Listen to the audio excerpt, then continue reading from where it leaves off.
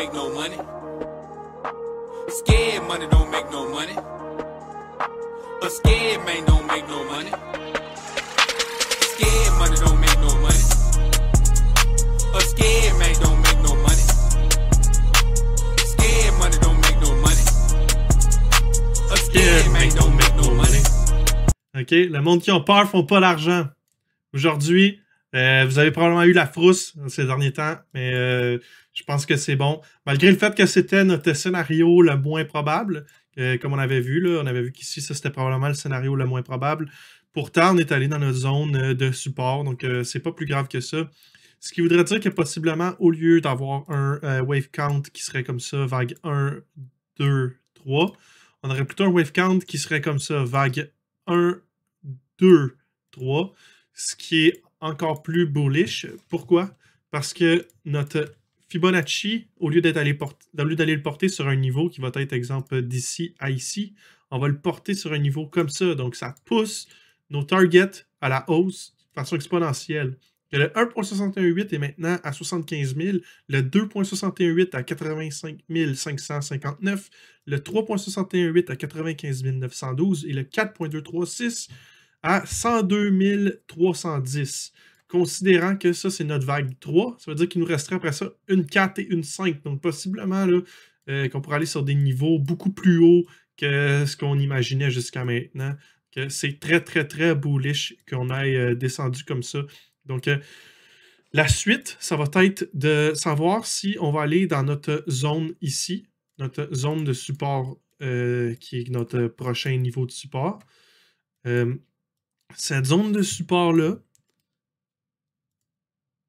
la façon qu'on pourrait en arriver là, il faudrait avoir une cassure de la structure. Donc, on a ici notre support à 59 000 à peu près, qu'on avait déterminé.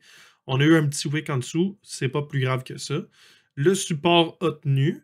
Il faudrait maintenant avoir une cassure sous notre résistance, notre support qu'on a établi ici à 58 000, puis l'autre qu'on avait établi ici à 56 000 pour possiblement que le prix puisse descendre plus bas. Donc vraiment, ce qu'on voudrait avoir, c'est une cassure de notre plus bas ici. Okay, le plus bas qu'on a eu là. On voudrait avoir une cassure de ça pour déterminer une correction plus basse vers les niveaux qui sont ici jusqu'à en bas. Donc, pour les niveaux à 56 000 jusqu'à 48 000 possiblement. Même si je ne crois pas, encore une fois, que ce soit le scénario le plus favorable. Je crois que le scénario le plus favorable en ce moment, c'est qu'on a corrigé vague 1, 2 et 3 qui commencent. Donc, la 3 pourrait aller se porter là, facilement au 2.618 ici à 85 000. Ça, on s'en souvient, 80 000, c'était mon point de sortie pour me remettre au neutre. Puis, le target de la vague 4 et 5. Donc, possiblement, si on repart d'ici en bas, qu'on a notre target de la vague 4 avec un arrêt au 0.618, donc ici, on pourrait pousser après pour un target au 1.618, comme ça, à 96 000 très facilement pour une vague 5. OK? Ça, c'est si on prend ce qui est théorique dans les livres. Le Bitcoin aime toujours shooter plus haut puis plus fort que ce qui est théoriquement dans les livres. Que ça serait pour notre vague 3. OK? Tout ça ici, ça serait notre vague 3. Il faudrait faire ensuite notre vague 4 en ABC. Si on part comme ça. Tout ça ici, vague 4 descend là. Puis, vague 5 au 1.618, 2.618. Donc, possiblement là, 137 000 US là, en fin de cycle. Quelque chose comme ça. Là.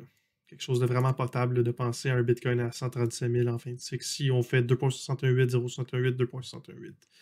Ce qui est le genre de choses que Bitcoin fait là, généralement. Ensuite de ça, si on continue, on va regarder notre vague qu'on a de tracé ici. On avait notre Elliott Wave, la vague 1 de notre vague 3. Donc, ceci, c'était notre vague 1 majeure de notre vague 5. Puis, on a eu notre correction à 2, vague 1 de 5 de la vague 3, qui va nous donner, si on regarde la résistance de temps, une fin de correction entre le 17 novembre 2021 et le 19 novembre 2021.